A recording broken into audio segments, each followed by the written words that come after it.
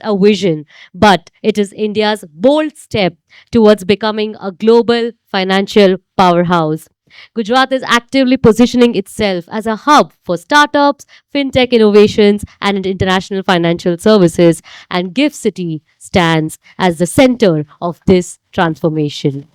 Today's summit, ladies and gentlemen, is a step in coming together and bringing together policymakers, industry leaders, and visionaries to discuss exactly how we can bring a change together. We now officially begin with the inaugural session, and I request Sri Sanjay Kaul, the IAS and Managing Director and the Group CEO at Gift City, to please welcome you all officially. I request Sir to please join us.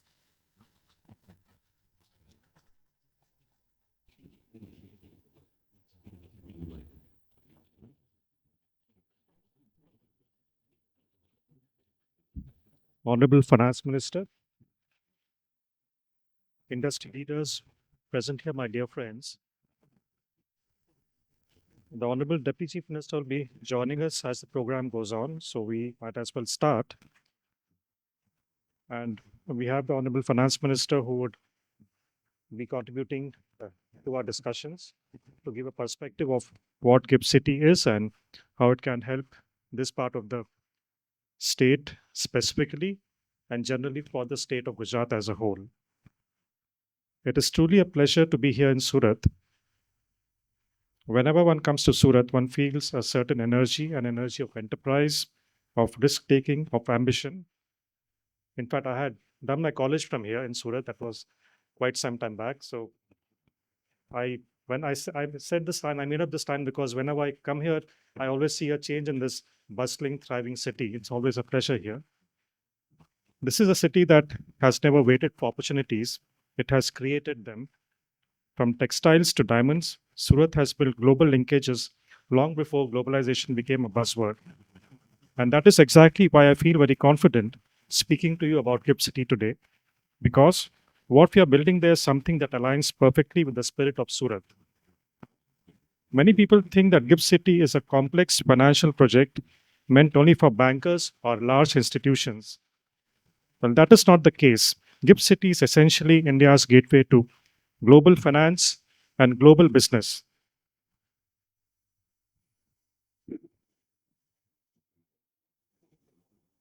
Global business is where it would be more relevant when I speak in context of Surat.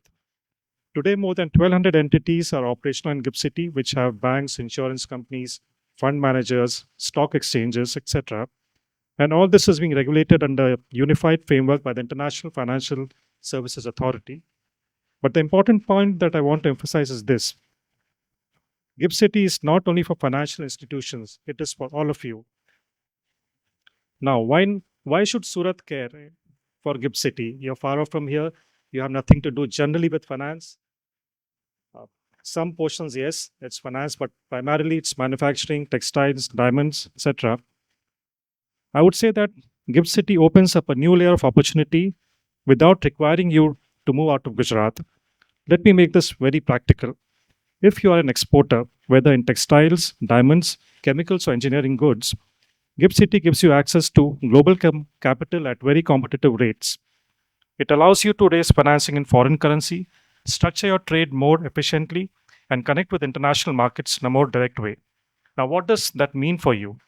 It means a lower cost of capital, it means better competitiveness globally, and it means the ability to scale your business internationally while continuing to operate from here. For our MSMEs and young entrepreneurs, the opportunity is equally exciting. Imagine a startup from Surat being able to access global investors, raise funds through international platforms, and build a business that is global from day one. Well, that is Gift City for you. We are building an ecosystem in fintech, innovation, and new age enterprises where ideas from this region can find global backing. Now, let me talk to you something very important about opportunities for the youth specifically. Like I said in the beginning, it's just not creating jobs in finance, it creates opportunities across technology, legal and compliance services, accounting and consulting, operations, and even hospitality, retail, and urban services. For the youth of South Gujarat, this means one very simple but powerful thing. You no longer have to go abroad for global careers. Global opportunities are coming here. I also want to emphasize that GIFT City is evolving into a complete ecosystem. We are developing education, infrastructure, social infrastructure, hospitality, retail, and lifestyle spaces. This opens up immense opportunities for a wide range of businesses. So when you think of GIFT City, do not think it as a specialized financial zone. Think of it as a new growth center for Gujarat. At a larger level, GIFT City has a national strategic national role. It is a part of India's effort to bring global financial activity back into the country, to position India as a global financial hub, to support our journey towards becoming a major economic power. And once again, Gujarat is at the forefront of this transformation. So, what should Surat do? Surat has always been ahead of the curve. This is the moment to take the next step. I would urge all of you to explore how businesses can leverage GIFT City, look at it as a platform to expand globally, encourage your next generation to build careers there, and most importantly, not to see GIFT City as a place, not to see it as a place where lots of buildings are being constructed, not to see it as a place where it's all about real estate, but to see it as a growth multiplier. Let me conclude with this thought. Surat built global businesses with courage, with instinct, and with entrepreneurial spirit. Gift City provides a platform to take that same spirit to the next level, more structured, more connected, and more globally integrated. If the energy of Surat and the platform of Gift City come together, there is no doubt that Gujarat will define the next chapter of India's growth story. Thank you. Jai Hind and Jai Jai Garvi Gujarat.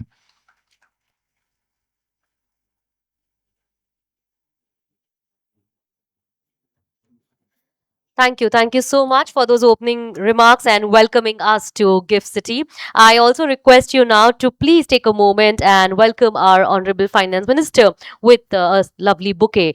I request, sir, to please do the honors.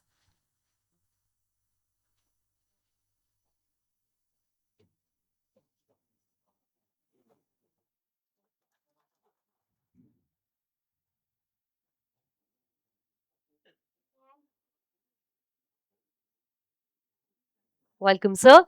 As we now move ahead to our next segment, I request Shri Kanubai Desai ji to please join us over here and address the special gathering.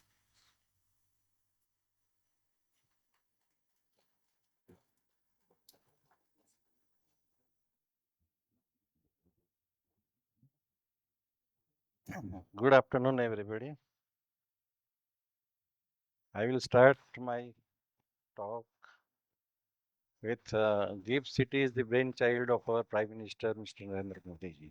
When he was a Chief Minister of Gujarat, he had started this, and now when he has become the Prime Minister of India, the Gift City is getting all the supports from the Finance Minister of Central as well as what he says. It is not only the finance center, but ship leasing, aircraft leasing, international arbitration center, and so many other activities are there in the Gift City. And once you visit Gift City, then only you will understand that what Gift City is and what are the benefits of it. In the last budget also, the 15-year benefit has been extended to 25 years in two slots. So there are so many things which are there in Gift City. And when we go through all the prospect of Gift City, I think we'll be getting a lot of benefits. It is the financial capital of India. Thank you.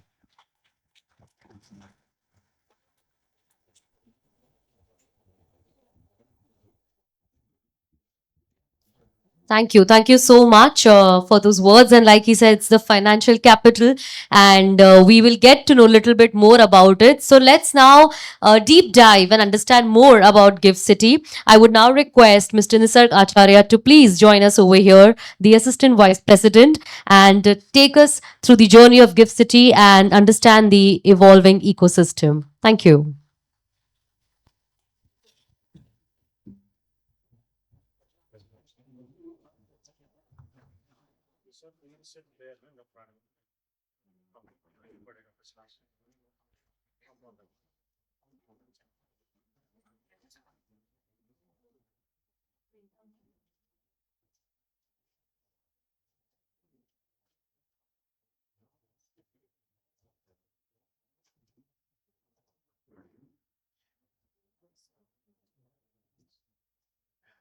Very good afternoon to all of you, and thank you for so much for joining us in such a good weather and post lunch. I would like to thank our Honorable Finance Minister to join the session. Our MD Sri Sanjay Kaul sir, all the panelists who have traveled specially for us to give more opportunities available in Gift City. So, Gift City, I think all of you might have heard of, and that's the reason you are here in the room to know more about it. It's a project of national importance. It's a vision of our Honorable Prime Minister when I was the Chief Minister of the state. And I'm sure that after this session of the presentation and the panel discussion, you will be proud to know about GIFT that we are becoming one of the fastest, global financial centers in the world. So, as I was mentioning, the vision given by Honorable PM way back in 2007, and that was to become one of the finest financial and technology center in the world. And that's how we are emerging by having the kind of activities and the entities who are having the presence here, the kind of the products which are available in the exchanging and in the funds and other banking products. Very important connectivity. You might be aware, GIFT, located which is near Ahmedabad, Gandhinagar. We have good connectivity with other global financial centers, right? This is a key to progress in terms of increasing the businesses in our center. About GIFT, GIFT has a two broad business domain. One is it's a CBD area. We are a central business district which is catering predominantly to the financial and technology players. Within that, we have IFSC zone and rest is the domestic zone, which any service industry can come and set up. The USP is to also provide world-class infrastructure apart from the regulatory mechanism. So we are also, positioned as a India's first operational smart city, where we provide the world-class infrastructure benchmark with other global financial centers. So there's a broad, business zone that we have tried to, cater here. Okay, see, we are around, 900 acres of, give as a zone. 257 is predominantly 261 is around SEZ area, which is recognized as an IFSC. So that zone is known as an offshore zone. So you can say it's a foreign deemed territory in terms of business which are happening there, and rest is a domestic zone. The kind of activities we have mentioned is SEZ zone caters to IFSC activity, which is notified by the IFSC authority, right? It has most of the activities starting from banking, insurance, capital market, funds, leasing activities, ancillary services. And one of the component is also an SEZ. So if you are not a finance company, still you have a reason to be there within that SEZ zone. If you're only IT company, still within SEZ jurisdiction and the notification, you can set up your base there. And rest is a domestic. So domestic, people normally ask that why domestic will come there. You don't have tax benefit and all, right? But the USP of GIFT is the infrastructure, the kind of ecosystem that we are trying to create. We are also able to attract a lot of tech and financial companies in the domestic area. For example, GCCs, R&D centers, a lot of corporate offices are having their base in domestic area. So overall master plan, so around 886 acres that I mentioned. We are on the bank of river, Sabarmati River, and predominantly being a CBD area, which is a business district area, 67% is for the commercial, 22% is for the residential to support the commercial activity there, who are people who are working there, and also 11% as a social, right, which includes the school, hospital, supermarket, malls, and a lot of recreational areas. The Tri-City vision of our Honorable PM, he used to say that, Ahmedabad being an heritage, Gandhinagar being a, present administrative, capital, GIFT is a future, which is a, upcoming business center there. We are between Ahmedabad, Gandhinagar, almost merging the cities, very close to the airport, hardly 15-20 minutes. We are well connected with the metro connectivity. So from GIFT, you can go to any part of Ahmedabad, Gandhinagar as a region. We are connected with all the EV buses, which is the state transport provided buses. Also, the private players are available there. One more important is you know that bullet train will be the reality very soon. So from Gift Metro to bullet train station is hardly 10 minutes. So you just imagine that once the bullet train is ready, Gift to Surat will be hardly 1 hour, and Gift to Bombay will be hardly 2 hours. So that will again change the entire the geographical convenience of the people, that how people comes and go back.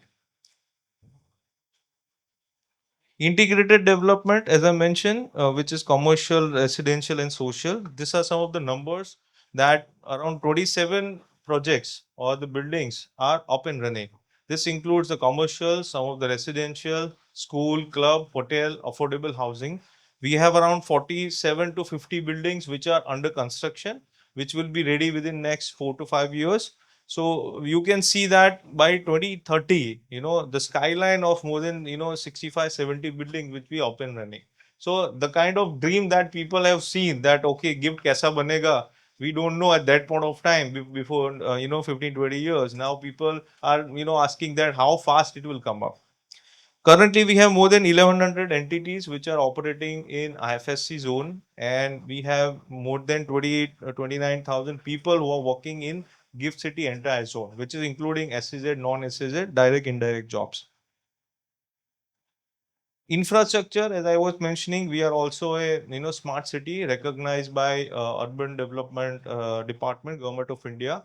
We are the the model smart city in greenfield category. Some of the infrastructure are really very unique, right? So I think when you go abroad, or if you're talking to someone outside India, you should be proud of telling that in India, in GIVE, we have the utility tunnel, we have the cooling system, centralized cooling system, we have a automated waste collection system. So these are some of the infrastructure which are very rare in global centers also. So for example, the tunnel network, right, it makes a city a digging free city.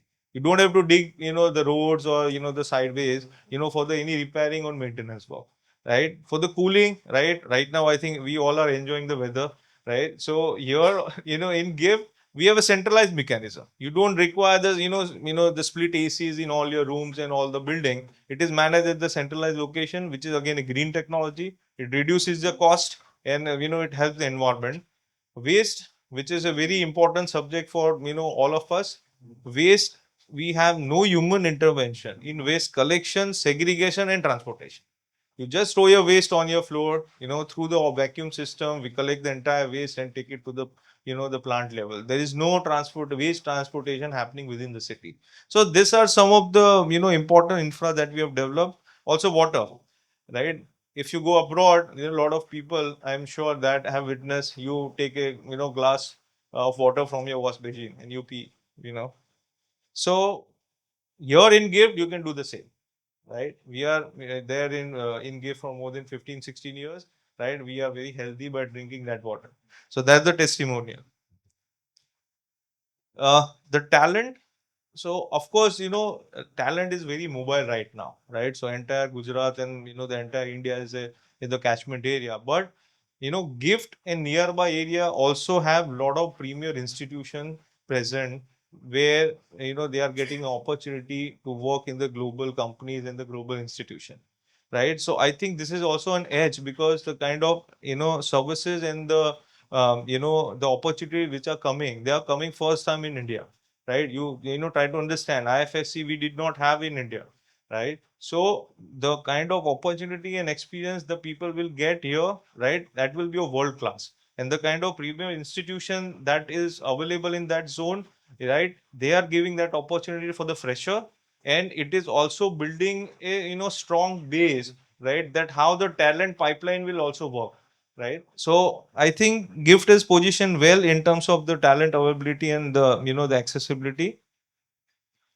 Now this is also one of the important project within Gift, so which is named as Gift in IFI, Gift International FinTech Institute, and also Gift IFIH, which is a accelerator. This project we are doing with along with the ADB, And for the IFI, we have onboarded the IIT Gandhinagar, University San Diego, California, and Ahmedabad University. So they are running the FinTech Institute. And for the incubator, which is accelerator, we have a plug and play onboarded. It's a US based, very well known, accelerator who are doing there. And this will actually create the innovations within Gift in terms of fintech, world which we are looking for, right? We will be happy to, showcase and, take you through this IFI Institute. I also see a lot of, young people who might be in their education or might be in starting of the career. I think this is the opportunity you should, look for. About IFSC, so as I was mentioning, the GIFT City has one zone recognized as an international financial service center. We all, think that what IFSC, is all about. So we have heard the centers like Singapore, Dubai, and Hong Kong, that kind of stuff. Now, the activity which they are doing, it's all India-centric activity, or the businesses which went there, right? Because we did not have an IFSC within our country, right? So predominantly the importance of our GIFT IFSC is to bring back India centric business back to the country. Just a small example, everyone might be aware, and I think Balaji is also here from NSE. The product which was very well known as a SGX Nifty, right? The kind of 40% of volume was happening there, right? After having a GIFT IFSC NSC starting that product here, right? Now we got our chunk of creativity, and then that product is named as a GIFT Nifty. So there are a lot of such kind of businesses across the verticals, from banking and leasing and capital market. So that's how we are trying to bring back our businesses through the IFSC. So we got an approval notification of the IFSC, which was operationalized in 2015, and the IFSC authority, which is the regulator of that particular zone, which was announced in the through the parliament by IFSC Act in 2019, was operationalized in 2020. And I think after that, the journey was very smooth, and the kind of graph that we will see of the entities which are coming there, it is growing very fast. These are the broad jurisdiction that these are the broad comparison with the other jurisdiction, which will help you to understand that how GIFT stands very equal to the other foreign jurisdiction offering, and how it is different to India, right? You can see the FEMA, the law, tax, currency, in terms of their, offshore jurisdiction, in terms of the currency, right? We are, almost, same as you are operating in other centers. And I think, one or two important like FEMA and, other currency and tax, which is very crucial for the businesses to, start and operate, within this jurisdiction. These are broad activity, within the IFSC zone, mainly banking, capital market, insurance, emerging businesses, which is including, GCCs and other ancillary, services. A lot of, consultancy services are also allowed within that jurisdiction, that particular notification. Asset management, treasury operations, aircraft leasing. So I think there are enough products available within the GIFT IFSC zone, which I think some or the other way people can use this platform. Very strong numbers. We are growing very fast. Some of the numbers I would like to highlight is the banking number, which is more than 130. Sorry, 106, which is more than 100 million. Transaction that has been done. Exchange, you can see 130 billion. Dollar, which is happening in the exchanges, international exchanges within GIFT. So this gives the testimonial of GIFT is not only on the paper, right? Actual entities are operating there, actual transactions are happening there, jobs are getting created, and opportunities are getting created every day. The banking sector, we have almost all big, banks, global banks, Indian banks, PSUs present in GIFT. And I think banking is one of the very important vertical which is doing very well in GIFT, and it has grown in $100 billion plus league. And I think within next few years you will see almost all the logos that is remaining within this zone, and we will be adding more than 10 to 15 banks to this particular kitty fund. You can see the hockey stick effect which is happening here. Very important is sovereign funds are also getting attracted to gift, which is one of the biggest testimonial of how gift is growing. You can see the ADIA, which is Abu Dhabi fund, then GIC Temasek from Singapore, Canadian fund. A lot of other sovereign funds are also looking to invest, and I think which is one of the strongest belief which the government can put is to put their government and public money in some of the centers which is growing. Also, a lot of fund will be available. I think our panel is here. They are expert in their domain. They will able to add more to it. But cat 1, 2, 3, all kind of funds are operational within this particular jurisdiction. Capital market. So we have two international exchange already operational in GIVE with their clearing corporation, and also there is a depository which is operational. One bullion exchange is also operational. So that I would like to add, and that is one of the very unique and first bullion exchange that we are operating, where the gold and silver is getting traded. And I think there might be a lot of interest from this particular region to participate in that particular activity. Foreign university, a very unique and bold step that government has taken, that IFSC authority notified foreign university also within that purview. And top universities, which is QS 500 rank universities, are only allowed to operate within this particular zone. And we have 3 universities operating within GIFT. Two are already there from last 2 years. Queen Belfast have recently started. They have benefit that they are operating the same courses and the certification that they offer to their home branch, and they are providing at much lesser cost compared to their the main home country, and it's equivalent the same degree that you will get. Their benefit is they are allowed to make profit. They can repatriate their profit back also, right, which is a difficult structure in our Indian soil. So I think we are able to get a lot of foreign universities attracted in GIFT. GCC, as you might have heard, everyone is talking about GCCs in our country, and I think we are becoming capital for GCCs in the world. How GIFT is positioned different is, we within IFSC we are providing special benefits for the GCC players. That is including the tax benefit and all, which makes them more competitive in terms of their cost arbitrage.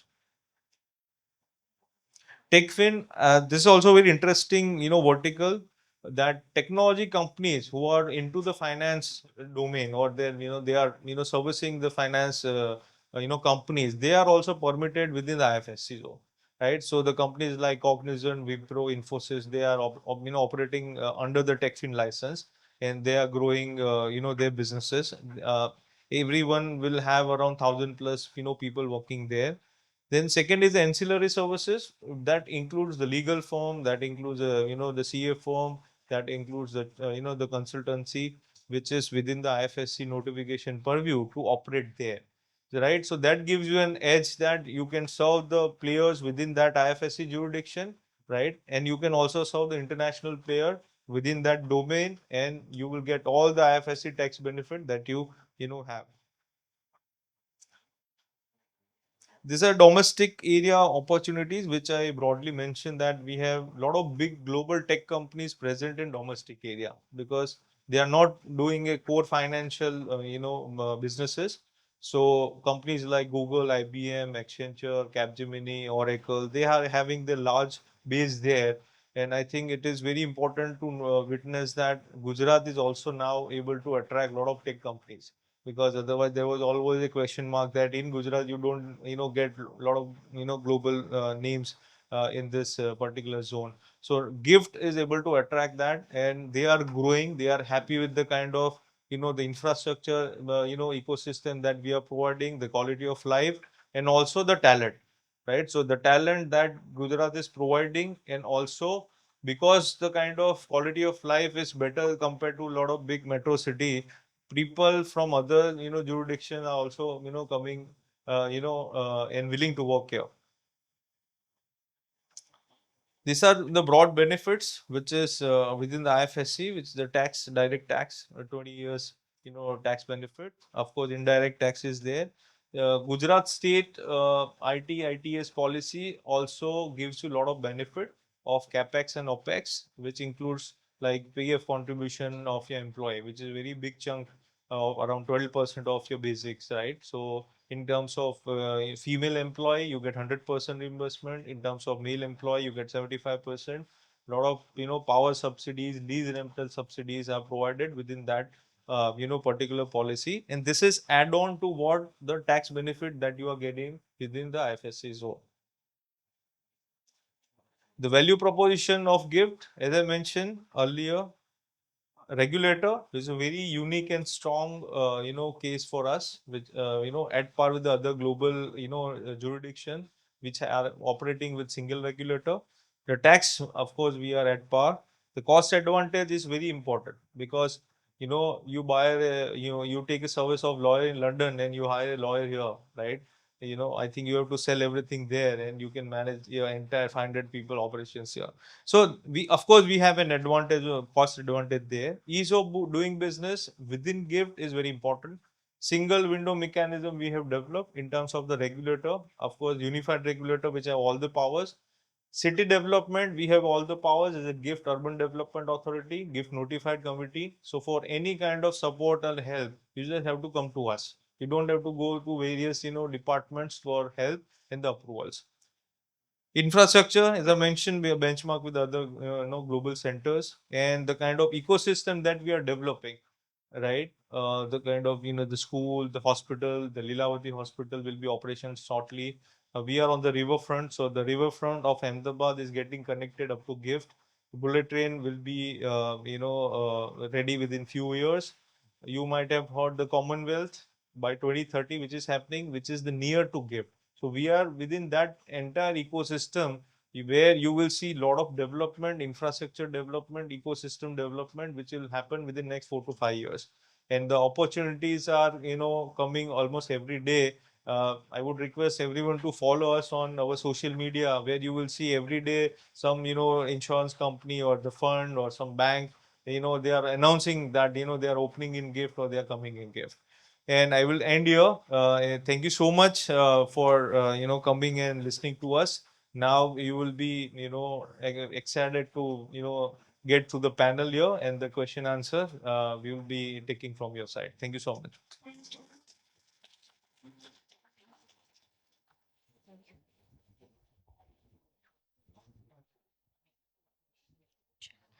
Thank you, thank you. That was Mr. Nisarg, and I think he gave us a very detailed overview of what gift is, what are the benefits, and what the future looks like. And after listening to him and watching the presentation, it feels like the future is right here, well connected with the bullet train, which is planned, and the infrastructure, the waste management, how the companies are coming in and developing. So all in all, it looks a beautiful opportunity, and hopefully, those who get their names after the draw, you will also have the opportunity to visit Gift City later eventually. And like he rightly said, we now have a panel discussion which brings together the voices from banking, funds, international exchanges, regulatory bodies, and offering a 360-degree perspective on Gift City's official growth. I would like to begin by inviting our moderator over here. I request Sri Rajiv ji to please join us, the partner at Deloitte. I welcome you, sir. We have Sri Rajiv Bajoria over here. Can we have an applause for him, please? We now move forward and I invite our panelist over here. I welcome Sri Satyanarayan Patra ji to please join us from Bank of Baroda. I request Sri Vibala please to join us from International Exchange. We have Sri Dipesh Shah, the Executive Director, IFSCA.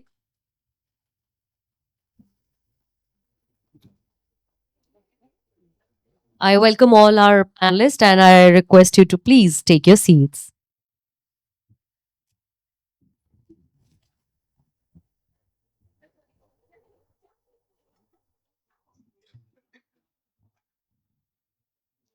Yeah. Hi. Good afternoon, everyone.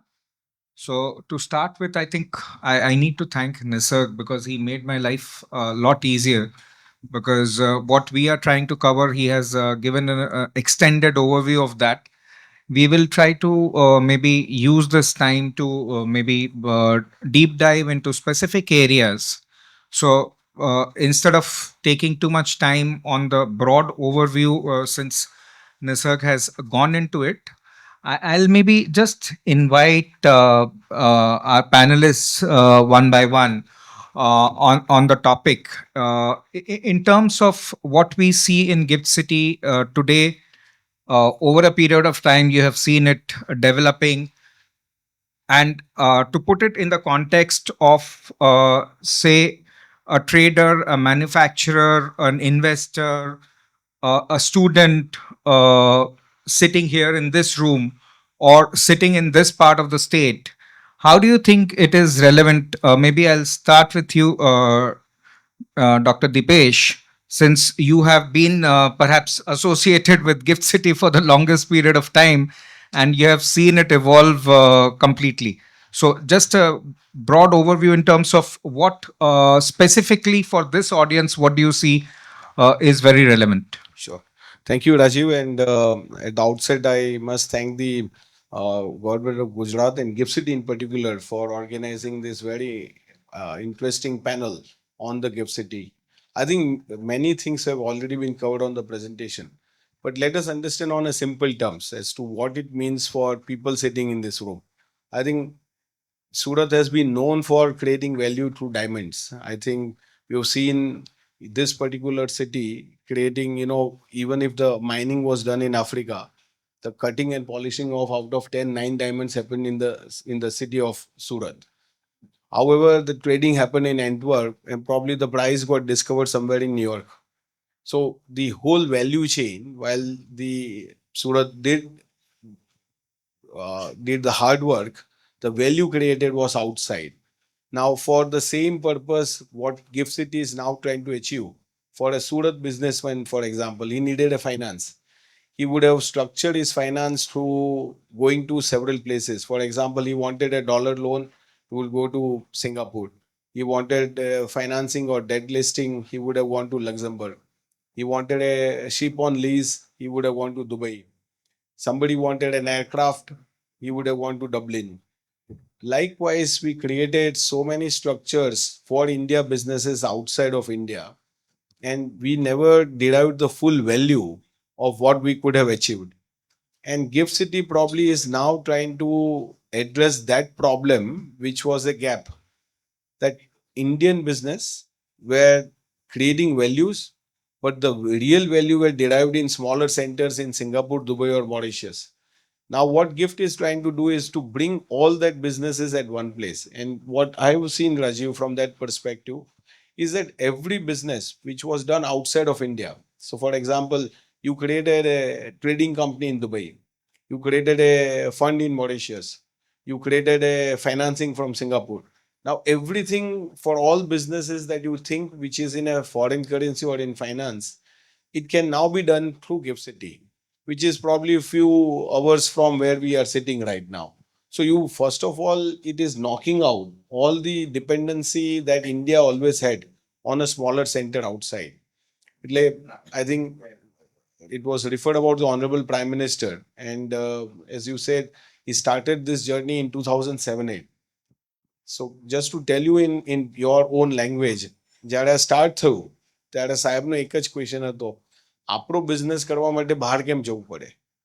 That is what is being answered through Gift City. આપણો business, આપણો dollar business કરવા માટે આપણે બહાર જવાની જરૂર નથી. We can do it right within India now from Gift City and at a much lower cost. And as was said, as a very competitive tax regime, which was offered by outside, is also offered here. So what in GIFT now is able to do for people sitting in this room, let me give 5 examples. See, if I am a company or a corporate, all my financing can be done through Gift City. I don't need to go anywhere else for dollar financing.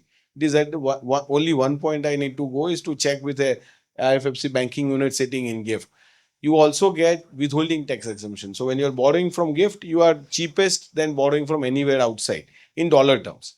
Second, if I'm in a company which needed a dollar insurance, I will just go to Gift City and say I need a dollar insurance, and you are able to get it from insurer or a reinsurer. So anything that you do in reinsurance or insurance in dollar, you just go to Gift City, your insurance can be done. If you are a trader, and I think many Surat and probably in Gujarat, and I'm sure Bala would agree that in Gujarat, breakfast પર બધા buy and sell ની જ વાત ચાલતી હોય, શું લેવું છે ને શું વેચવાનું છે આજે સવારે. So this is how Gujarat has been. Out of 10, 9 people are into trading. And that is where if you want to now trade global stocks, Gift City is a place for you. You can buy, sell global stocks sitting where you are. Third, if you are a student, and I think many, if I ask many parents, whoever I met in Gujarat, out of 10, 9 parents would say my son is studying in US, UK, Singapore, Australia. And when you ask nowadays that where is your child going? Is that US में तो visa नहीं मिल रहा है, UK में तो वैसे भी jobs नहीं मिल रही है. Singapore has become so costly, people are not going. Dubai Middle East crisis, everybody knows. So now I think the best place for your child's education has also become Gift City, because the foreign universities are giving degrees at half the cost and you get the same degree from UK and Australia right sitting here at half the cost. So I think Gujarati knows the value. અડધા પૈસામાં કામ થઈ જતું હોય તો પૂરા પૈસા શેના માટે ખર્ચવાના?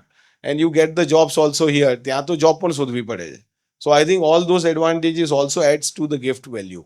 And the last but not the least, I think when we are creating a financial center here in India, we are creating jobs in the business India. I think jobs are getting created in Gift City. It was mentioned 27,000 jobs, touching to 1 lakh jobs. આપણે જે બધા અહીંયા બેઠા છે, I think we all have to participate in whatever form we can to take the advantage of business opportunities and also the job opportunities coming from gifts. So મારું તો એવું માનવું છે, and I really firmly believe that going forward, Surat and Gift City will become like a twin city, because as was said, bullet train 1 કલાકમાં તમે સુરતથી અમદાવાદ આવશો, તમારું ગિફ્ટ સિટીમાં કામ કરીને સાંજે you will be back to Surat. So this is how future is going to arrive for all of you. તમારા માટે this is next door. You don't need to take a visa to go to Gift City. You just board a train, 2 hours. I came in the morning in Vande Bharat, 2 hours in Surat. So easy. In the evening, I'm going back in the same train in 2 hours back to Ahmedabad. So easy, convenient. Start using Gift City for all your business purposes, I would say now. Thanks, Dipesh. And that gives me a good segue to maybe come to you, Bala. From anybody who's looking to access capital, whether it is in the form of debt or equity, you are heading the exchange there, you are shaping it up. How does the NSE INX, the exchange in Gift City, how is it shaping up the access to capital in terms of the ease of it? And what are you seeing there? Thanks, Rajiv. First of all, again, I'd like to thank Gift City people for inviting us for this panel. And I've been participating in many vibrant Gujarats, but all the time it has been done in Gandhinagar. This is the first time where we are doing this regional event. So I'm really happy to be in Surat. And in fact, I'm delighted to meet my old friend Neeraj Chokshi here. I remember visiting him about 15 years, and he had a very large mutual fund distribution business at that time. I don't know how many buildings now you have in Surat, but that's very, very kind of, I'm very happy to be here once again. NSE, as you know, I've been part of NSE since 1993, building the exchange out. And in fact, I came early in 2017 to also set up the first international exchange in Gift City. And the whole idea was, the Prime Minister at the time had invited us, and he said that he wants India should no longer start looking inward, but start looking outward and also start looking how to serve the whole world's interest. So that was basically the brief. So he basically made 2 requests. He said, I want the exchange in Gift City in the next decade to become a price setter and not a price taker. Today, If whenever there is an oil crisis, we are stuck. Gold prices we use, diamond prices we use, but the prices are all formed in the international markets. So effectively, what is happening is the other part of the world is controlling us. We end up doing probably a little bit of value add here. So the larger objective here is how do we actually get price signals and pricing power to do it? That is when actually the power, which probably 200 years back used to be in the east of the world and moved to west, and now they want to bring it back to the east. In some sense, that is the whole kind of a larger vision. Second thing, as Dipesh rightly mentioned, GIFT City is India's first and only international financial center at this point of time. And why the need?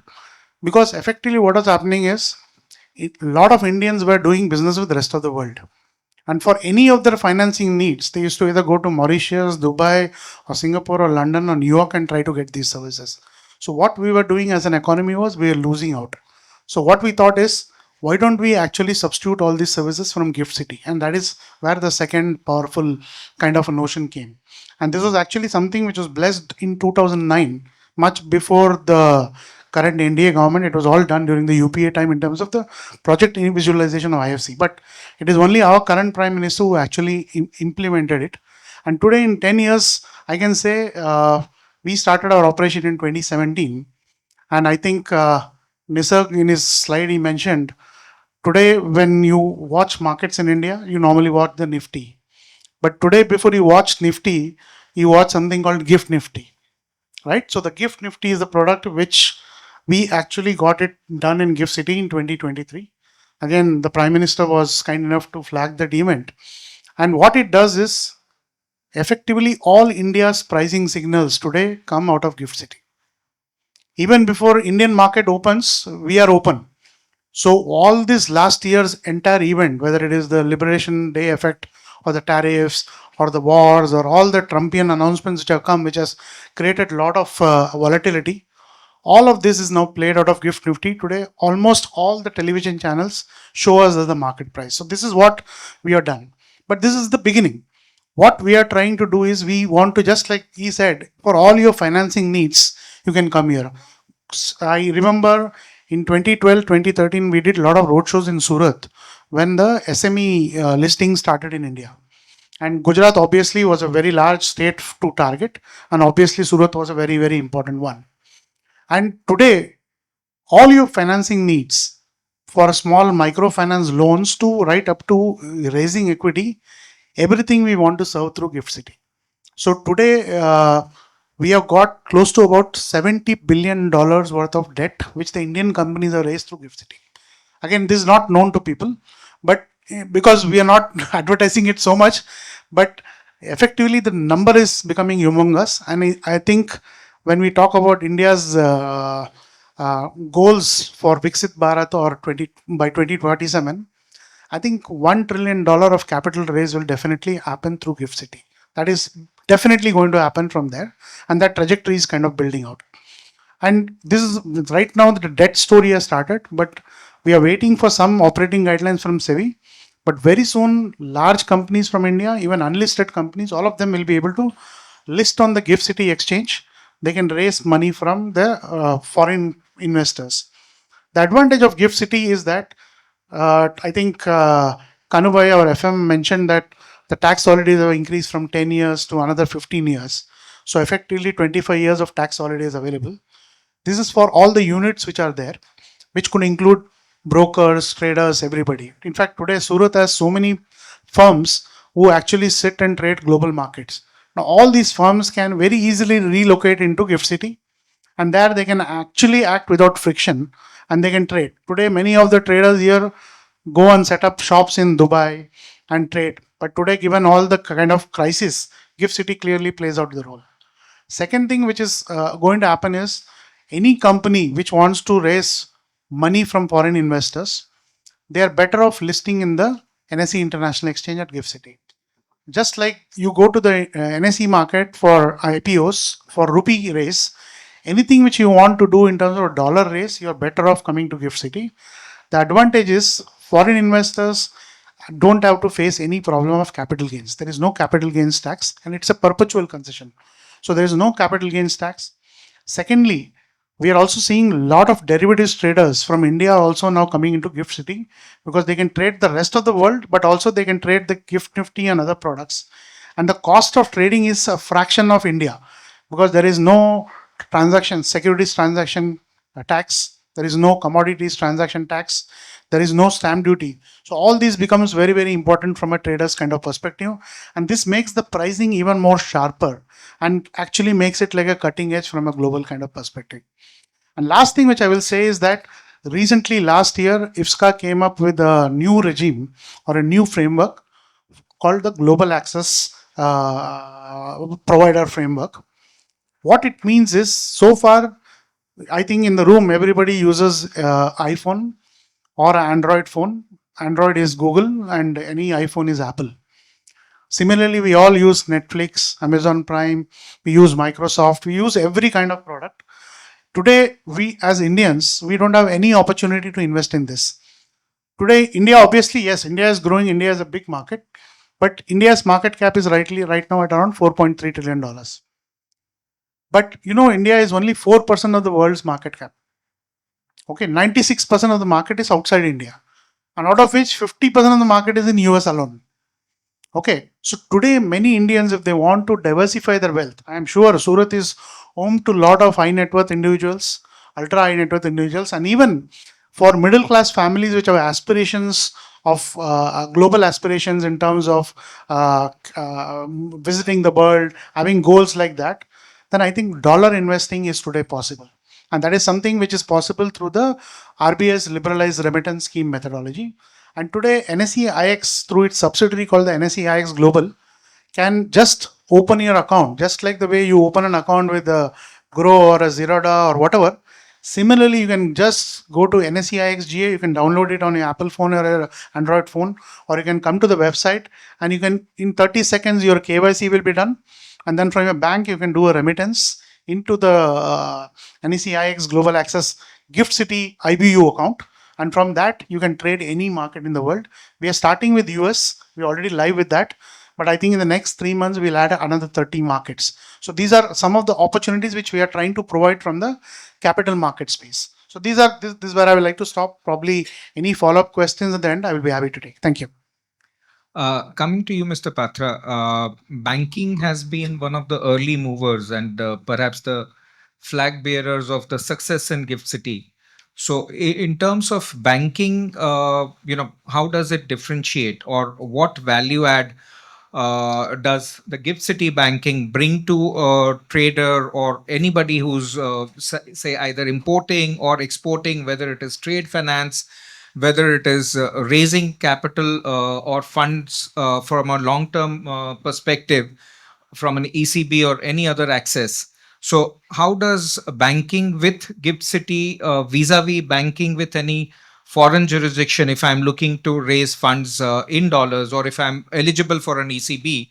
And again, comparing it with a dollar in Indian rupee also. So overall cost efficiency, how do you think an IBU in Gift City compares to the overall scenario for any borrower? Thank you, Rajiv ji. And at the outset, I must thank Government of Gujarat and Gift City for organizing this wonderful event and inviting Bank of Baroda to this forum also. So, lot has been said and told about that Gift City, what is happening. We have seen the stats in the presentation also. Dipesh Shah have also highlighted all these things. I would like to break it down from like the day the IPSCA, the Unified Regulator, was came into inception, and today. So from 21 to 26, if you see, in 21, the overall banking assets or the business carried out from GIFT was almost negligible. Today, there are 39 plus banks operating out from GIFT with total banking assets of more than $106 billion. So over a period of 5 years time, if $106 billion of assets have been created from a simple place like starting from scratch, you can understand the capacity or the capability that Gift City offers to the larger ecosystem. How it is different from what earlier it used to be done from outside India. Like all these large corporates or mid corporate or MSME people here in India, earlier they used to go all the way up to Singapore, Mauritius, Hong Kong, and London only to bring that external capital in the form of ECB or in the form of any other like external capital. But today is not the case. You can get everything done right here in Gift City. As Sa was telling, you take only a 2 hours journey from Surat to Gift and you can get everything done over in the same group. Lot of changes have come, sir. After coming, IPSCA coming into existence, lot of simplification in the processes, like policy have been streamlined, and that made the like doing the business easily for all the stakeholders. As a bank, what we have been doing earlier from say place like New York or London or Dubai versus what we are doing here. See, earlier all these ECB facility used to be structured. People used to travel all the way, get everything, the documentation and other processes completed like in a place like London or Singapore. But today we have the capability, everything available under the same roof in GIFT itself to structure regardless of the deal size. In Bank of Baroda itself, we have been structuring as big as like $1 billion deal single-handedly. We have been able to create that capability, whether it is 500 million, 750 million, $1 billion of ECB facility that is getting underwritten, then that is getting distributed also to the larger world market. Relating to the smaller points like how we can give some value proposition to the trading community over here, I can give a small example. For all your trading business, you have been availing the like line of credit facility from the banks. It is in the form of mostly in the CC form you are taking that. I would invite you to include a like sub limit of say letter of credit. If you happen to be a importer or if you are exporting, there is obviously today in globalized world, every business has at least one import or export leg involved in your business. So if you have any import element involved in your business, you include a letter of credit into that line of credit facility. We are there, like all the 39 banks available in Gift City are there available to discount your like line of credit, letter of credit over there. So how it is going to be beneficial for you as a trading community, let me tell you. Suppose in the CC facility, what you are overall paying the cost is say around 9% or 10% in the INR terms. If you have 50% of your materials imported and you are availing like letter of credit for that, and you are getting it discounted through say Gift City or any other bank, then the cost comes down to like almost like so far plus anywhere between like 60, 70 or max 100 basis point. So far today is 365 basis, 3.65%. Add on that to say 100 basis point. If you have the like natural hedge, then you don't need to do the hedging also. So that comes down. Suppose 50% of your working capital is catered with a rate of say around 5%. And even if the remaining 50% of your working capital you are availing in the form of INR, then the blended cost that you will be getting will be much lesser. Today, actually, that is the like biggest benefit you can be availing from this. Secondly, if you are also doing some amount of export, RBI has recently done a lot of flexibility in the export side also. As an exporting community, you can open the EEFC account. EFC account in the any IBU seat of like in Gift City, you can hold that fund for like 3 months, make the import payment out of that, and then utilize that fund, and maybe you will be able to earn some interest out of that also.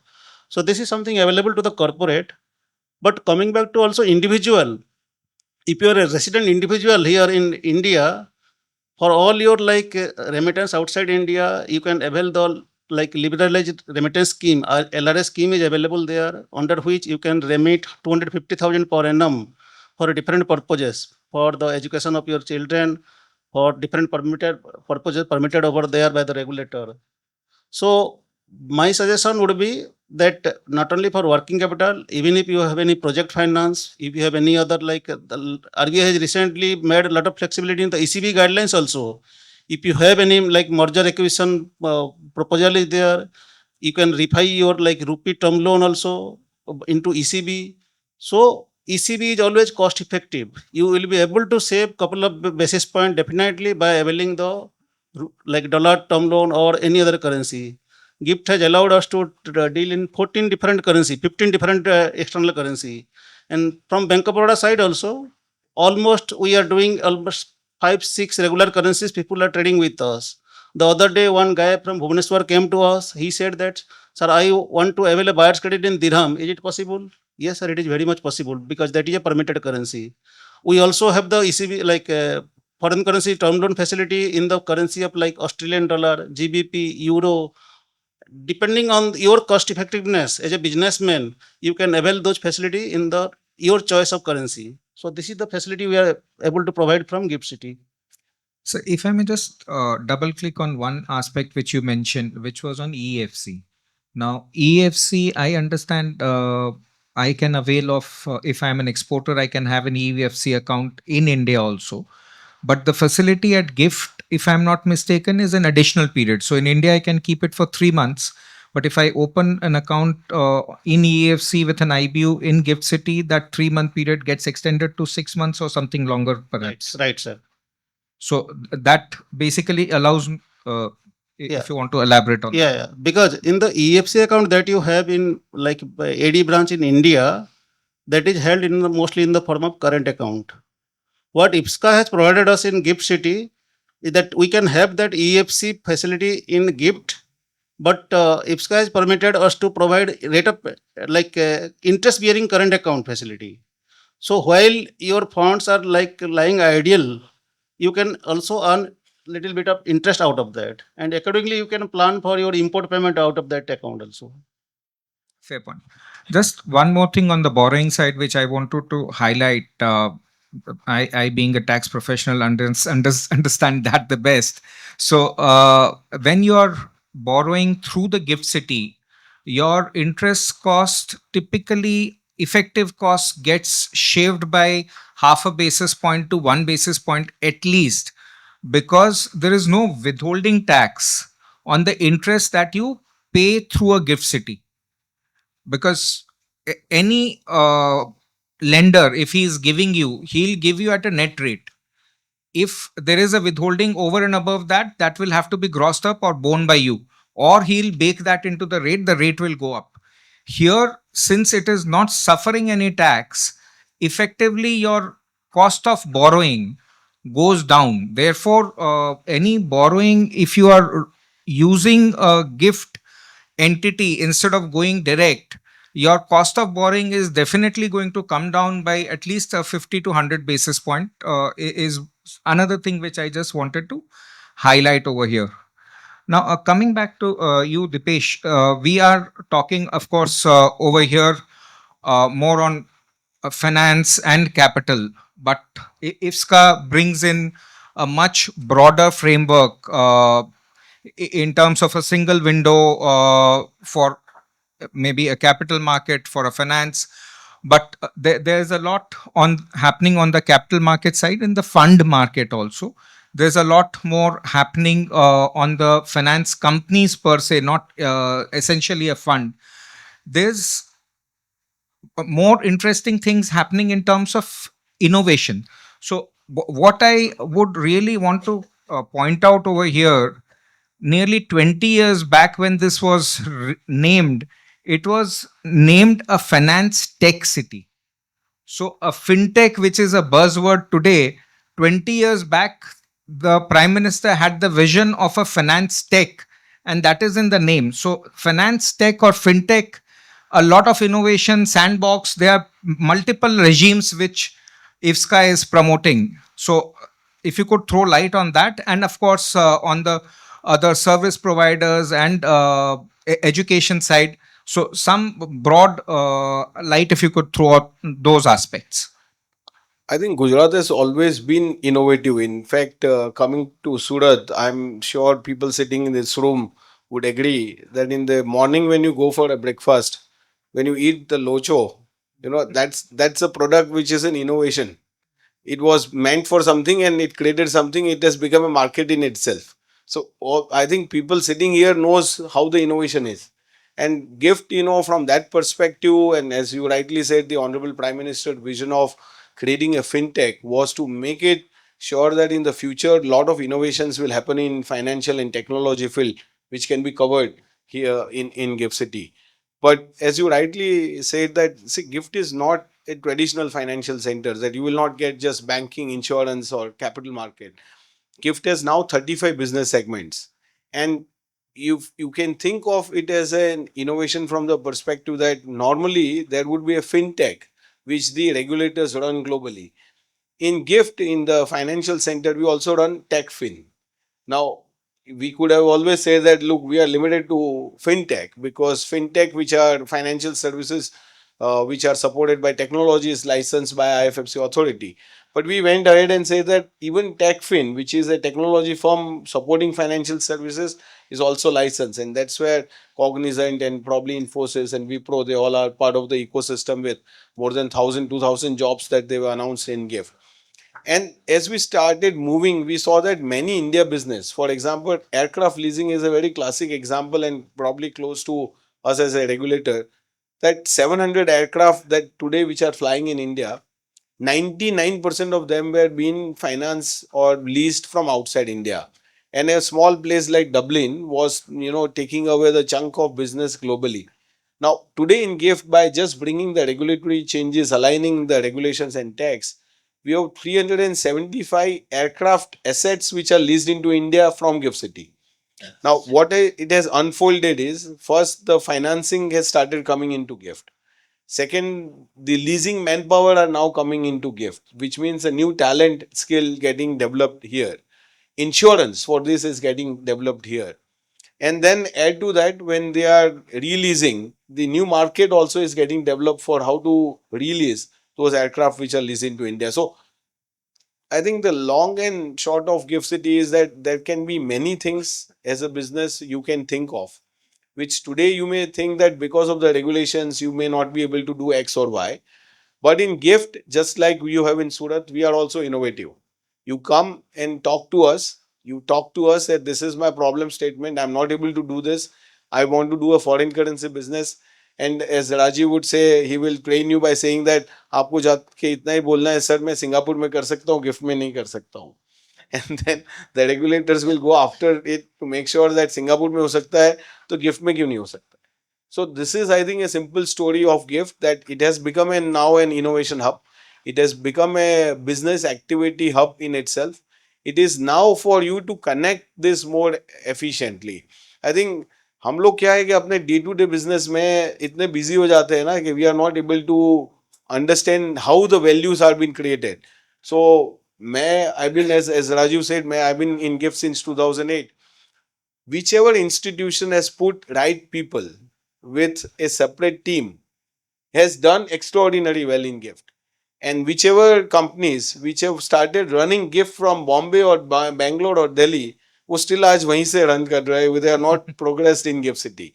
So you have to put your foot on ground to make GIFT City as your first love, as they say, and you will see the results in probably 3 to 5 years. You will say that, why should I be in anywhere in India? Why can't I shift everything into GIFT? So the story of GIFT is story of your own business, how you want to grow your international business. You should look at GIFT. But one last point I want to clarify, and probably this is always when we say 25-year tax holiday, 25 may say 20-year no tax, and because so much innovation happens in this city and in Gujarat, you can't shift your domestic business into GIFT. There is no arbitrage, there is no tax arbitrage. आप जो आज सूरत में जो trading करते हो, जो आप रुपी business करते हो, वो आप गिफ्ट में नहीं ला पाएंगे. So that you should be clear with. In GIFT you can do new business which is in foreign currency. If with that innovation you come to GIFT, we will provide all the solutions. Yeah, Mr. Patra. You want? Like Dipesh Sir said that putting right people may be helpful for the organization to scale up the business. I just want to add up what he was telling. That in Bank of Baroda, we have a lot of like overseas presence, as you know. We have branch network more than 85 branches across the continents. So as a bank, what we started experimenting, that when our officers, they are deputed to overseas center like London, New York, Dubai, Singapore, they complete their tenure 3 years and they come back to India. And earlier we used to place them in some domestic operations, like place in Surat or any other domestic area where they used to handle the INR deal. In the process, the expertise that they have gained in like developed world, like in the syndication side, treasury side, that used to be again diluted in the domestic area. what we started experimenting that once they come back to India, we have started placing them in our gift city. As a result of which, today in our team, we have the experienced syndication people, experienced treasury team. They are not only managing our own books, they are helping our larger customer base here. And that is the reason for our success, if I can claim so, that in this $106 billion of banking assets, Bank of Baroda has a share of almost 7 to 8%. So today we have our global syndication center operating from this gift city. We have the capacity to structure the facility and give the complete solution from end to end side. We have the full fledged operation for trade finance. We have one of the most state of the art treasury operations running out of gift city. So putting the right people, definitely it is helpful to the customer and to the corporate also. So thank you, sir. So, coming back to you, Bala, again, talking of innovation and access, I think NSE has shown the way both on the national side and is doing a lot more uh, in gift as well. So, just a peek into the future, if you could give us what should we expect, what should we wait for to see coming our way? So innovation today is inevitable. Okay, the way the world is changing, we are in a virtually information world where virtually the next day is very different. Leapfrogging technology is happening. Today, in fact, we are at the cusp of so much change in terms of artificial intelligence, in terms of cybersecurity threats, new kind of digital assets coming in. For example, in US, derivatives is now pass. Derivatives markets are not growing that fast. Today, there is prediction market. Okay, prediction market is about betting on anything in life. Okay, and those markets are going extrapolationally, they are growing and they are being regulated by CFTC. So these are some of the new trends. But coming to gift in terms of innovation, obviously digital assets is something which could probably be first tried out in Gift City. It can be a good incubator before it is brought into India. Second thing is we are really, I think we are working closely with IFSCA to see if tokenization of assets are possible. Tokenization is the new way to bring digital assets into the game, and that is something which probably can quickly happen in Gift City. I think there's a lot of work which the regulator is currently doing on that part. Also, from a innovation angle, I think even this global access provider regime, which we have ended up creating, is actually in some sense creating in a small way a capital account convertibility situation in India. Virtually today, just like the way the mutual fund industry grew over the last, I think, 1 decade, and more so after COVID, or more so after the Jam Trinity, in some sense, I think a lot of Indians will also start putting some part or 10% of their wealth into global assets. If they start doing this systematically diversity, then they, as I rightly said, they can participate not only into the 4% of the world's wealth, but they can participate in the rest of the 96%. And that could give in a lot of kicker. For example, just to give you a case in point, last year, though India is in a Goldilocks period, this year obviously we are in trouble because of the geopolitical events. But India still returned negative 5% last year in terms of the dollar return. US markets returned close to about 22-23%. Okay. Just for example, one of the persons said we launched the global access on February end in one of the conferences in Gift City, and post that rupee dollar rate moved from 90 to 94. So just like that, you got close to about 4 to 5% extra kicker return. So these are some of the things which are happening. So what is going to happen is today, every investor in India will have now an opportunity to also play like a way a corporate is today doing it. Like for example, when he said that ECBs, a corporate is the savviest investor. He knows where to pick the capital. He will always go to the cheapest source of capital. If it is available in the domestic market because the domestic interest rates are cheaper, he will go and pick it there. But as soon as he sees that overseas markets are cheaper, he will go and borrow from overseas. So effectively, he's always making sure that he gets the best cost from wherever in the world. Similarly, I think every investor will also start chasing returns, not only locally but also from global this thing. So these are some of the things which Gift City is kind of bringing onto the table. Thirdly, from an NSE perspective, I think one of the innovations which we clearly brought in is, obviously NSE had a massive technology, but we could never grow globally. So now this is the first footprint from NSE in terms of the international exchange. So probably next few years you're going to see NSE becoming larger, and also India becoming growing larger with soft power, where we can actually start servicing many other centers. Today already I will tell you, Sri Lankan companies have started using NSE for listing and for fundraising. So we are seeing companies from Europe like Cyprus, etc., which are coming and listing on us. So this is just the beginning. So far we were pretty inward looking, but now we are ready to serve with our solutions for the rest of the world, and also actually start setting prices, because we are good in technology, we are good in services, but the thing is we have always been focusing on either doing it for somebody or basically not being a master but actually being a service provider. Here we are now kind of changing that. Today local investors can actually use us to, just like the way they open a mobile phone today and buy any stock in India, be it Maruti, be it Reliance, be it Tata Motors or HDFC Bank or whatever it is. Similarly, they will now be able to buy Nvidia. They will be able to buy, say, Alibaba in China. They may be able to buy SoftBank in Japan, or a Nomura or a JP Morgan. Anything today will be kind of digitally available. That's something which we are clearly innovating, and I think it should be in your hands. In fact, all of you can go to nsexga.com website. You can just follow the links, or even on your mobile phone, just go to your app store or Android store and just search for NSE Global Access. You will get that app, and on your own you can service yourself. You can get and start trading on any of the markets. Thanks a lot. Maybe we'll open the floor for any questions, because if the audience has any questions, we can definitely pick that up. One last thing which I wanted to highlight. I think we talked about 130 billion of trading last month, right? You'll be surprised. GIFT Nifty trades 2.5 times more than Nifty in India. Okay. So we cater to the global audience. So anybody sitting in Japan, all the way right up to San Francisco, can participate in a market. And all our volumes are coming from offshore investors. Okay. So this is the kind of size which we are talking about, in which can play. So GIFT City may look area wise very small, but from a business perspective, what we are doing is we are basically moving capital. And capital will move wherever there is efficiency. And GIFT City is providing the tax efficiency. GIFT City is providing the regulatory efficiency. These two are very critical. Apart from that, as a service provider, whatever we provide in terms of services in NSE, the same tech stack, the same level we are bringing it. So effectively, we are looking at global capital coming in.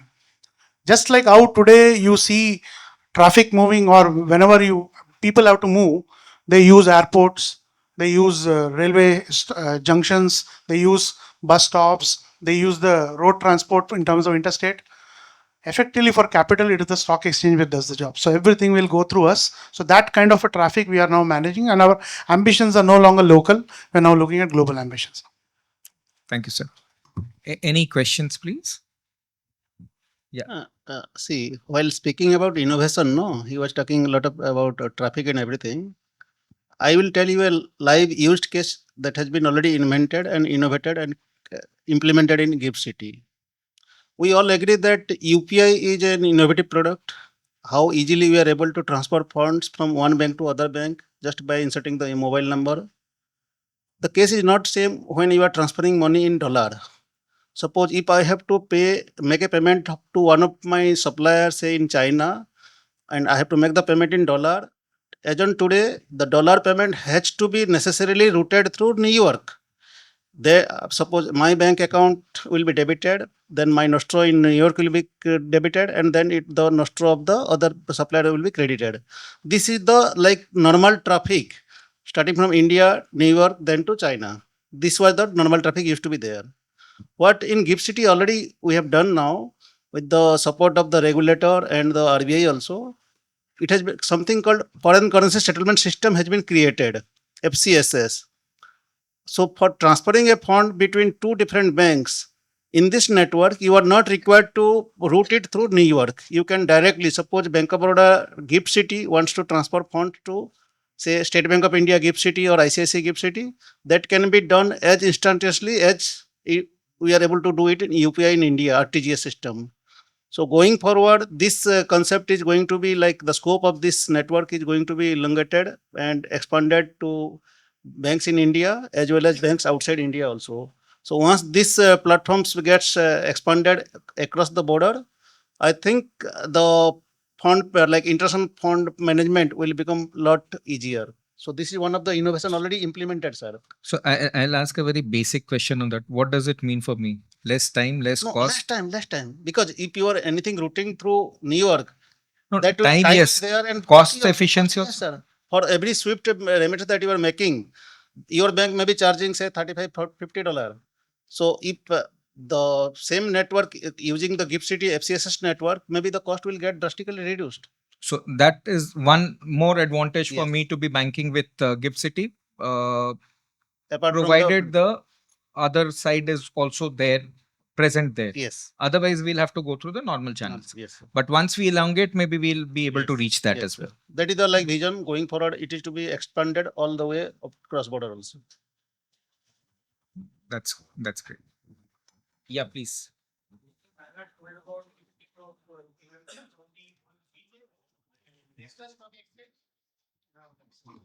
Listing NSE of the Gift City Exchange. okay. NSE So International not Exchange. normal NSE Not in exchange. India. Okay, okay, thank you.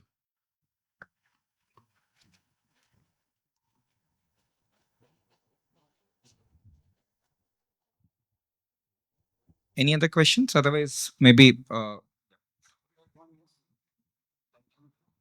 So it is more of a suggestion than a question. I would want to, kind of, get my, experience shared, and we want to, have a better system, right? So whenever we are trying, we are financial distributors, right? So whenever we are trying to remit the, a certain portfolios of our clients, right? What we have been facing is, every bank, they ask for different set of papers and documentation. There is no standardization, right? So say for example, there are certain documents that are required to all, right? So form A2 and declaration and all of those are okay. So certain banks they take 2 days, certain banks they take 5 days. So we need certain standardization there. We also need certain standardization. I don't know why. So one of the banks, when I did my third or fourth, they asked, मेरे को client का P&L दीजिए, मेरे को उसका balance sheet दीजिए. I'm like, oh, why do you need all those stuff? If somebody is, already first three did not ask, the fourth, why are you asking me? So we are getting confused what to ask from the clients, right? So that is all I would want to say. Thank you. So I think let me answer this. What you're talking is a KYC requirements, because IFFC is an offshore zone and it is not a domestic zone. The requirements of the AML CFT has to be complied with. So initially what you said was correct. There were a lot of confusion around the onboarding the clients, how it will happen, what documents will be asked. And obviously first time in India, you have a zone which is under RBI outside India. You are within India, you are outside India, which means that if you tell someone you are in a non-resident, you are a non-resident entity, wo pehle bolega, are you serious? What you are talking means. Then we have to tell him this is the circular, this is how it has been. So I think a lot of time went into making sure people understand this is an offshore zone. Let me be very straight that it is not something that Indian or Indian institution are used to. अब Dubai Singapore जाने का आपके लिए बहुत आसान है, because that where the way people use to operate. Suddenly in India you are an offshore center. So the confusion was that which law in India should apply, which should not apply. And in that scenario, I think you have to create the whole regulatory ecosystem, which Rajiv was saying that, look, it's a regulatory architecture has to be provided upfront, along with tax and maybe dispute resolution as we move forward. That will be another piece required. So what we did was that initially corporate started, it was easy. Then we added retail because we wanted to expand business. The moment you add retail, all this question which you said starts coming in. So what we did recently was we issued a new KYC requirement circular, which allows the NRIs, because see, gift is mostly it will be NRIs coming in. Now it is also becoming an outbound where people from India are also investing outside. But from NRIs investing into India, you can do a video KYC now. You can take the passport as a document. So all those requirements have been now realigned with the international best practices. It is still not realigned with the foreign nationals coming and getting registered here. It is still complicated because the requirements of AML CFT has to be complied with. which we are also in the process. We just had a committee concluding the recommendations, which will come out, that will also be simplified.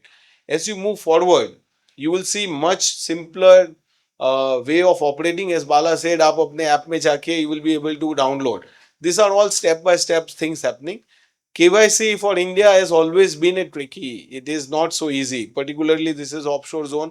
Somebody from anyone from anywhere can register and send money into India. So it is little complicated at the moment, as you rightly said.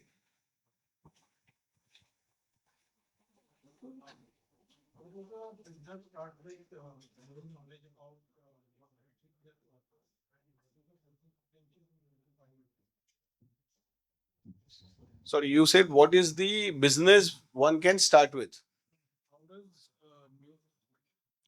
If I'm a distributor, how do I get started learning about what Gift City has to offer? That is A. And B is what is the business potential in the next 3 to 5 years? Okay. I was told the biggest distributor is sitting here. That's what Bala was telling me. You should talk to, or probably you want to respond to. So when you talk about a distributor, there are two things. We are now appointing, NSEIX Global Access is appointing referral partners in India. So anybody can opt for it. Okay. So this is basically just like your mutual fund distribution. What we are saying is, if you are able to refer clients to Global Access who want to invest globally, you will actually become the distributor and you can earn commissions from it. So that is something which is clearly possible. And you can go to our website, nseixga.com. You will be able to get all those details. That is one. Second is the second part is how to do it as a asset management distributor. So asset management distributor, there is a distributor license which you have to take from the regulator, and the distributor has to be based in Gift City. So Right? if I can, yeah. So yes, there is already a regime in place where you can become a distributor in Gift City. So they have the do's and don'ts that what a distributor can do. Today, even you can sell a Gift City product. I mean, a product which is there in Gift City by sitting in India as an Indian entity, and the foreign entity can pay you commissions. But if you set up in Gift City, then maybe you can get more opportunities.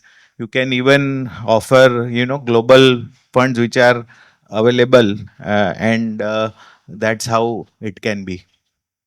So if I can just highlight one change, which is why this question has come up for the larger audience benefit, that in the last union budget, what government has done is it has given us a tax parity for mutual funds. Now, what it means is that if an NRI is investing into a Gift City mutual fund, which in turn is investing into, say, we have an SDFC or DSP and Miraya and all the mutual funds registered there. If you invest as an NRI into a mutual fund in GIFT, which in turn invest into mutual fund in India, when they buy and sell, there is complete tax free. There's no short term, no long term, no tax. And that's why a lot of people are now looking at how can they effectively take the advantage of this new flow which is coming to India through the mutual fund. Yeah, I think we'll just take one last question. Gentleman here has been raising.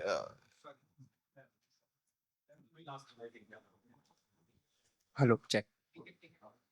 My question is to Rajiv sir, because I am also a tax professional. I want to know that MNC or say a listed entity which are registered in India or say Gujarat, we can provide an advice to them to shift their register office or treasury functions to Gift City for certain tax incentives in direct or indirect tax, or their financial operation to Gift City. So, to answer it very simplistically, just if you are looking for Gift City for any tax arbitrage, it doesn't work. You need to have an offshore business and a business reason to be present in Gift City. If that is the case, definitely you can do it.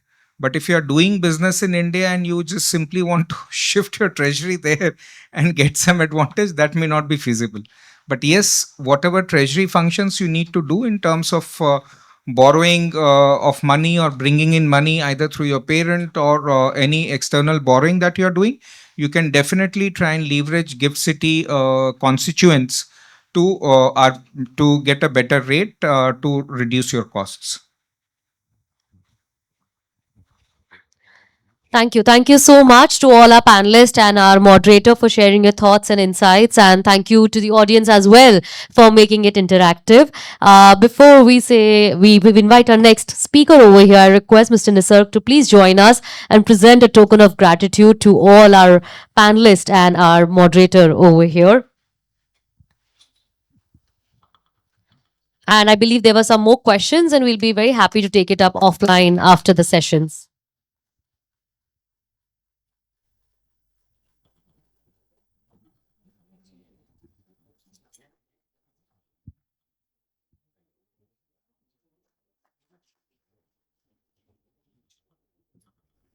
Thank you. Thank you so much once again for your time. Moving forward to our next session, where we bring the real world perspective to the opportunities that is available within the gift city ecosystem over here. We have an experiential session over here. I would now request and invite Sri Neeraj Choksi ji to please join us from NJ Wealth.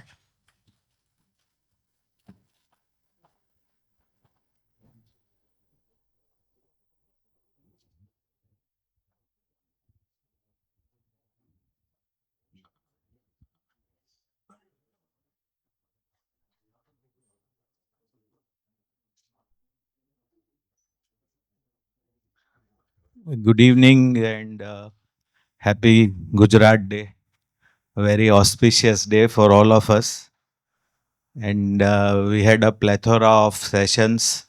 All stalwarts spoke. Prior to that, Mr. Nisar spoke about the opportunities in Gift City. So I'm going to keep my presentation very short and simple. I'll be talking about our experience. So we are, as NJ, we are into distribution business and also into asset management. So we have a asset management business in India and distribution business also. And in terms of our international business, prior to GIFT, we had an offshore fund in Mauritius. So it was a investment management company which was there in Mauritius, and there we had set up for getting NRIs to invest in India through that Mauritian entity. But after we saw the opportunity in GIFT, we shut the business there, and now we are into the Gift City. And we were the first fund management entity to launch a retail fund in the Gift City. So a lot of people have been talking only about Surat as textile and diamond, but I'm sure in a few years we will be also talking that Surat is a city of financial services as well. I'm very, very confident about the people sitting here and the enterprise Surat can bring. Our experience with, I have some presentation, this already has been spoken, so I'm just not going to talk about all this.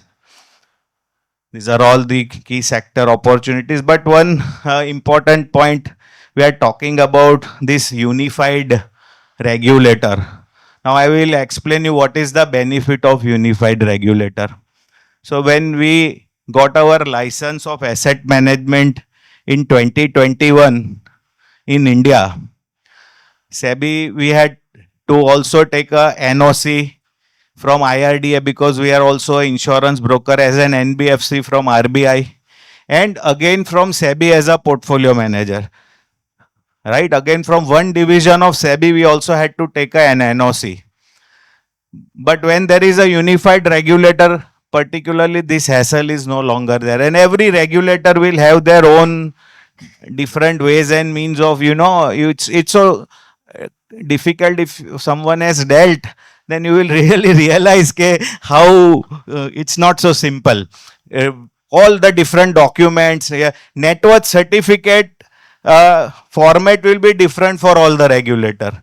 Even within SEBI, if you are a broker, as an entity, as a financial institution, you have a different format. With a depository, you have a different format. and with has an asset management, you have a different format. So your chartered accountant will also get confused ke kya mangte rehte hai. So these are the kind of benefits what probably are there. And our experience is, I can tell you about our experience. These are all the tax benefits which we have already spoken. And one very important benefit which Mr. Dipesh spoke, that is for any NRI.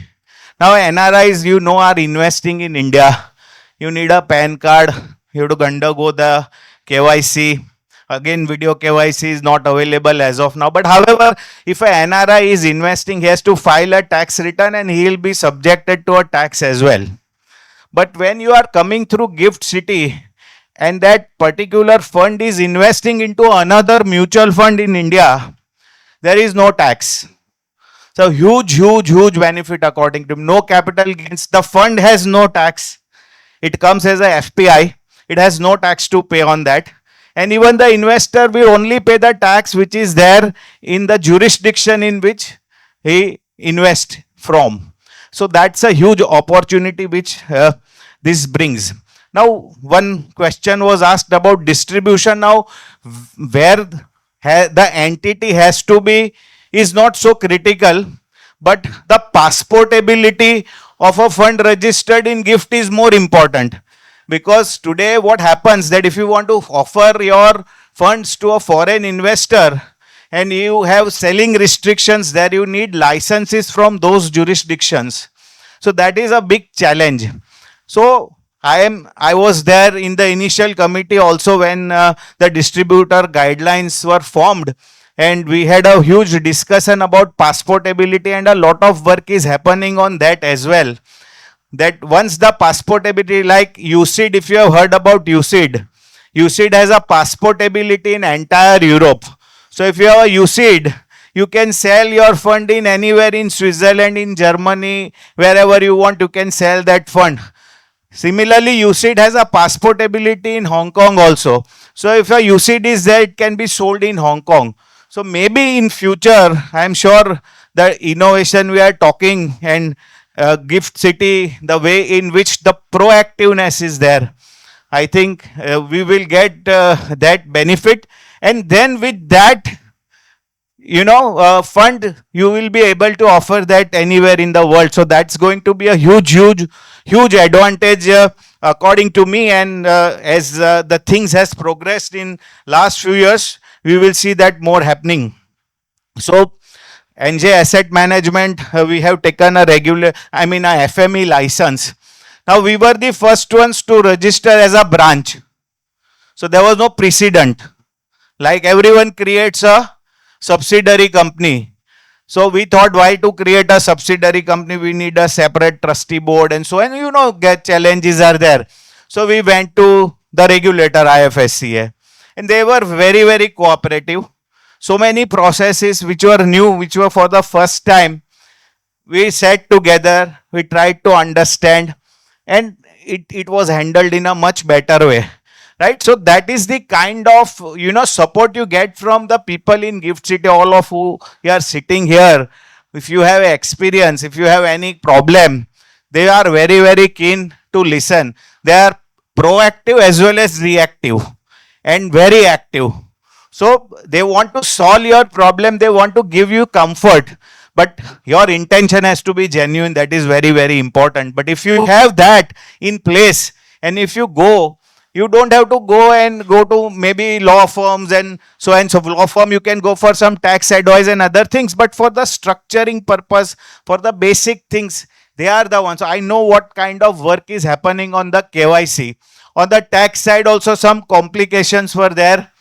So the finance ministry has even clarified that whether there will be a tax to the fund or not. And now as a FPI, in the FPI regime, the similar benefit which is there, it is available in the Gift City as well. So I think from a fund management purpose, from distribution purpose, from financial services, banking and all, already we have seen there is a huge opportunity. Anyone who is smart nowadays, people are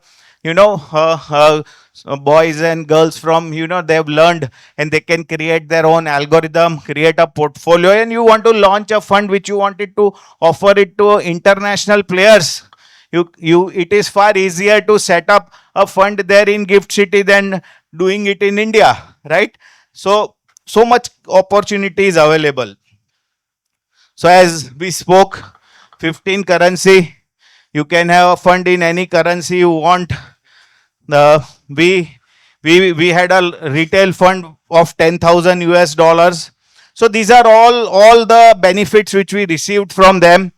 Issues were identified, whenever we wanted. They were open for consultation. We recently had an event in Gift City, and all these people, I think they were there to take us through the visit which we saw in the first presentation, the cooling tunnel and those things. We have actually seen that.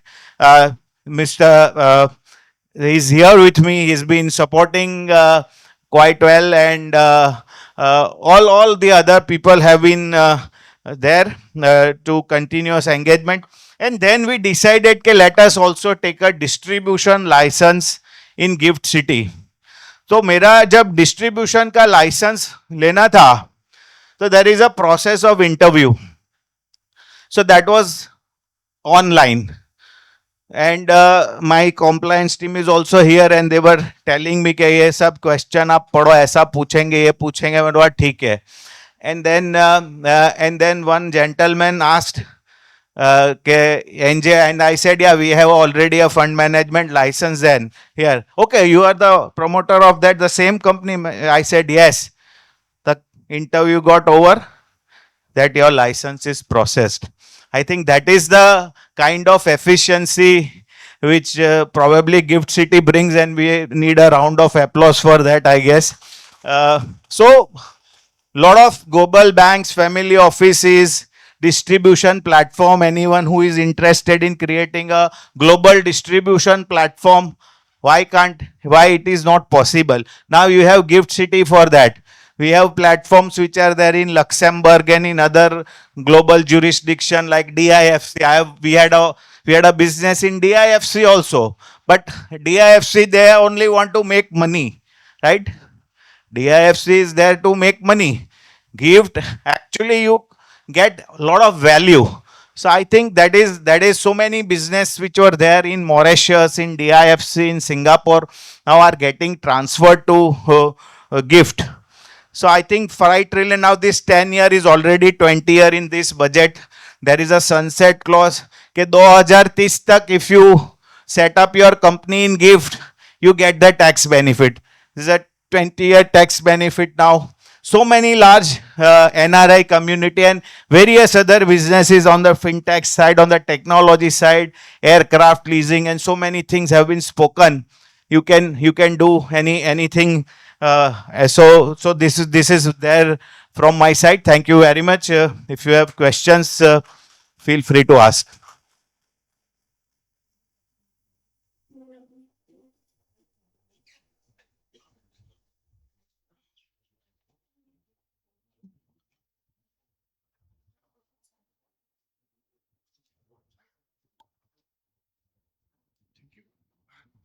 Hi, my name is Ronak Patel, and I'm also an NRI. So we have a business here in Surat, and I'm from Montreal, Canada. So I have been running this business since 7 years here in Surat. So if I had to take your advice, what would be the advantage to transfer our company, let's say, to Gift City? No, if your customers are in India, right? Yeah. Then it is I think a different thing. If you have international customers, or if your customers are buying certain goods from Canada, I think then that will make definitely a difference to have a establishment in Gift. So At least one side has to be international. For the domestic to domestic transaction, as Correct. Dipesh bhai also said, the Gift City is not for that. So our business is at the intersection of education, international education, as well as immigration services. So we have clients not only from India, but other parts of the world as well. So Yeah. if you look at the global university, now already they are there. Yes, I, Deacons. I, in fact, I visited a few of them recently. Mhm. So if you have any such plan, definitely you can do that. So that is where the repatriation becomes very easy. If you want to repatriate the funds there and you are setting up a company, then there is a lot of taxation on dividends and there is a foreign tax which is there. This is a much tax efficient way and you can repatriate the funds there. So it will again depend on what is your business, what is your plan, and accordingly. But yes, I think there is a big opportunity there. Yeah, so the biggest challenge that we have right now is we are very tax compliant, but the process takes hell lot of our resources as well. So I want to make it more efficient and more streamlined. So if there is an advantage to that, then we might think of it. Otherwise, like Yeah, I think I may not be the right person for that, but the Gift City people can certainly help you. How can you create your business there, and they can help you, and it will be far easier. That is what I can say from our experience. We are a fund management entity into financial services, but they are very proactive and cooperative, so they can help you, and really you can make I think your life easier. awesome. Thank you. Yeah, thank you.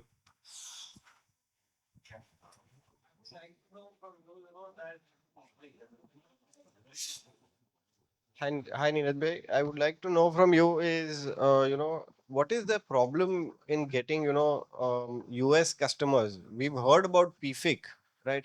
પણ બધા Indian mutual funds ને શું તકલીફ આવે છે કે આપણે નથી લાવી શકતા એ પૈસા? So US has a law that any US person who is investing outside US in a fund, the liability or the onus of that becomes on the fund. So the fund has to get registered with the SEC, who is the regulator there. So that is one of the major hassle, and that is why several funds are not very keen on doing that, because in the past there were penalties which has been levied to various Indian entities as well. So one thing which can be very easily done, and we do, that if a US person, a US NRI is in India, then I think no law firm will give opinion on that, but this is our opinion, that you can take money from him because you are not soliciting that in the US.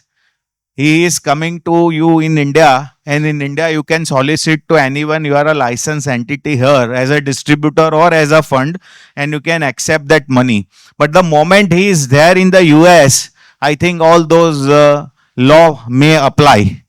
But yes, I think if he is there, and a lot of people do by way of reverse solicitation also, that instead of you approaching the customer has approached you.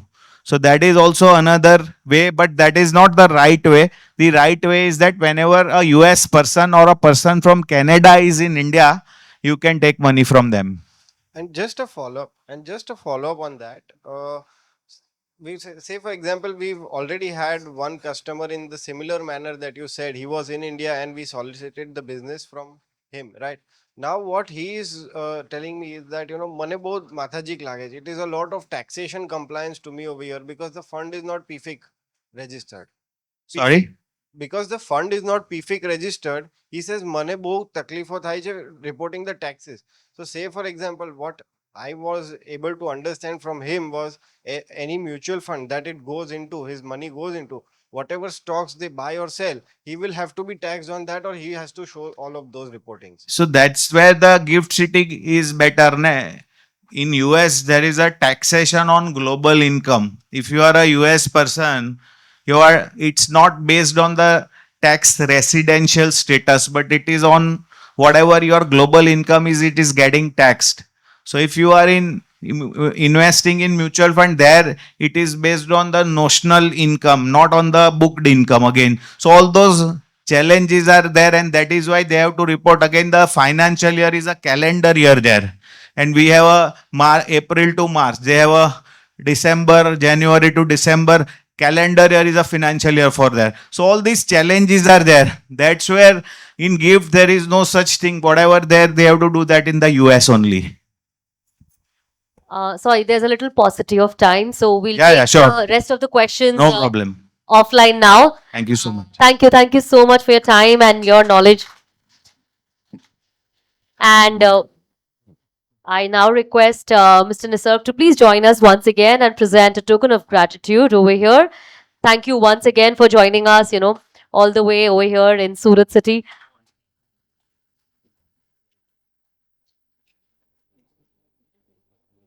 With that, friends, we officially come to the close of today's session over here at the day one. Thank you once again, and I hope with all the knowledge that we have got today, we know that Gift City is just not an initiative, but it is a movement. And I hope you all want to be part of this movement today over here. Thank you once again to our panelists, our speakers, all those who have joined us and made an impact in this beautiful session today.